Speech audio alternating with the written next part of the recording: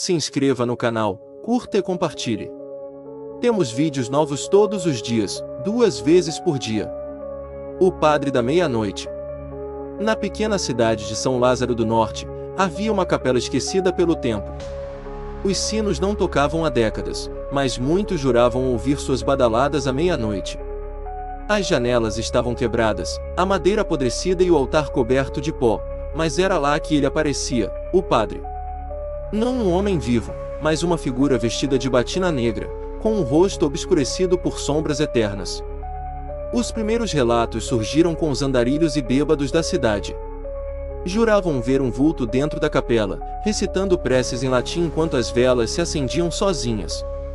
O mais estranho era que todos relatavam o mesmo horário, 0 hora. E mais, todos diziam que o sino tocava apenas uma vez, anunciando sua chegada. O Padre da Meia-Noite não parecia ameaçador à primeira vista, mas sua presença deixava um frio que congelava até os ossos. Aqueles que tentaram entrar durante seus rituais nunca mais voltaram ou foram encontrados em estado catatônico, incapazes de falar. Os olhos arregalados e o murmúrio constante de meia-culpa eram tudo o que restava deles. Dona Jurema, a parteira da cidade, contou que uma vez viu o padre em sua juventude. Ele estava vivo na época, mas já era estranho, dizia ouvir vozes e realizava missas em horários incomuns. Um dia, ele simplesmente desapareceu, levando consigo um grupo de crianças órfãs. Nunca se soube o que aconteceu com elas. Com o tempo, as pessoas evitaram a capela. Até os mais corajosos se recusavam a passar por perto depois do pôr do sol. Diziam que o chão em volta ficava quente como brasa e o ar, pesado como chumbo. Um antigo coveiro afirmou que o solo embaixo da igreja escondia algo, mas morreu antes de explicar o que. A lenda cresceu, se espalhou, e virou um daqueles contos que os pais usavam para assustar as crianças. Durma logo, senão o Padre da Meia-Noite vem te buscar. Mas não era só lenda. A cada lua cheia, alguém desaparecia. E sempre à meia-noite. A prefeitura tentou demolir a capela uma vez. As máquinas simplesmente pararam de funcionar ao se aproximarem. Um dos operários caiu morto ali mesmo, com o corpo completamente seco, como se a alma tivesse sido sugada.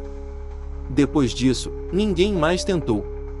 E então, numa noite abafada, em pleno verão, o sino voltou a tocar. 1, 2, 3 vezes. E a cidade inteira acordou em pânico. Carlos, o novo sacristão da cidade, era um rapaz curioso e cético. Recém-chegado de Brasília, não acreditava em lendas e zombava das histórias do povoado. Decidiu investigar por conta própria e, armado com uma lanterna e coragem de principiante, entrou na capela às 23h40. O ar era úmido e cheirava a mofo antigo. O silêncio era tão profundo que seus passos pareciam gritos. Ao se aproximar do altar, notou algo fora do lugar, um diário, grosso e de capa de couro, coberto de poeira. Trazia o símbolo da cruz invertida desenhado com sangue seco.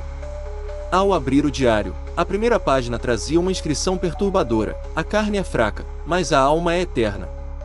E ele a devora. As anotações seguintes eram do antigo sacristão, Manuel, datadas de 1963.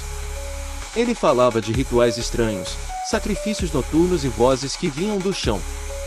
Contava que o padre enlouquecera após um jejum de 40 dias dentro da capela. O relato mais chocante falava do dia em que o padre trancou todas as portas e celebrou uma missa só para crianças. Após a comunhão, todas caíram no chão, mortas. Ele, então, os queimou vivos no altar e desapareceu nas catacumbas abaixo da igreja. Carlos sentiu um arrepio ao perceber que o sino soava, mesmo que não houvesse vento. Quando olhou para cima, viu a corda balançando sozinha, enquanto gotas de sangue começavam a cair do teto. Um som gutural ecoou pelas paredes. Meia culpa, meia culpa. Ao tentar fugir, o chão se abriu, revelando uma escadaria de pedra. Contra toda a razão, Carlos desceu, atraído por vozes que sussurravam seu nome. A cada degrau, o ar ficava mais denso e as paredes mais quentes. O diário queimava em suas mãos, mas ele não o soltava. No fundo da escadaria, encontrou um salão circular, coberto por símbolos arcanos. No centro, um altar de pedra, onde o padre o aguardava. Seu rosto era uma caveira, seus olhos, chamas negras. E atrás dele, as crianças, agora em decomposição, repetiam em uníssono: "Venha, sacristão, você é o próximo." Carlos gritou, mas a porta já havia desaparecido. E o ritual apenas começava. A cidade entrou em pânico após o desaparecimento de Carlos. As autoridades locais nada encontraram na capela, como se nunca tivesse entrado. O diário sumiu, e até as pegadas haviam desaparecido. Apenas o som dos sinos persistia, cada vez mais alto e frequente. Dona Jurema, agora com quase 90 anos, alertou a todos. O toque triplo dos sinos significava que o padre havia escolhido 3 novas almas. 3 por vez, sempre nas noites de lua cheia. A cidade precisava se proteger, selar a capela com sal, cinzas e orações. Mas ninguém a ouviu. O medo havia calado a fé. Naquela semana, desapareceram mais 2 pessoas, um adolescente chamado Miguel e uma enfermeira chamada Rosa. Testemunhas afirmaram tê-los visto caminhando como sonâmbulos em direção à capela pouco antes da meia-noite. Seus corpos jamais foram encontrados. O terceiro sino soou na sexta-feira. E naquele momento, a cidade inteira apagou. Luzes, rádios, até os relógios pararam. As casas foram invadidas por uma neblina escura que parecia sussurrar em latim. E então, gritos. Vindos de dentro das casas. Vindos de dentro das pessoas. Quando amanheceu, São Lázaro estava irreconhecível. Pessoas enlouquecidas, olhos vazios, andando em círculos e repetindo frases bíblicas invertidas. Algumas, cobertas de sangue, diziam que ele havia voltado para terminar o culto. Os registros da cidade foram misteriosamente apagados. As conexões de internet e telefone cortadas. Era como se o lugar tivesse sido arrancado da realidade. E no centro de tudo, a capela. Renovada, brilhando com luz vermelha e dourada, como se fosse uma nova igreja. Mas não era. Era um portal. O padre havia transformado São Lázaro em sua catedral do inferno. Nas montanhas ao norte, um homem chamado Elias recebia os chamados dos lugares condenados. Era um exorcista renegado, conhecido como o caçador de almas. Já enfrentará seitas, demônios e até um espírito ancestral em Minas Gerais. Ao ouvir os relatos de São Lázaro, soube que estava diante de algo maior. Armado com relíquias antigas, páginas rasgadas do verdadeiro livro de Enoque e um crucifixo forjado em ferro celestial, Elias desceu até a cidade. Tudo estava silencioso.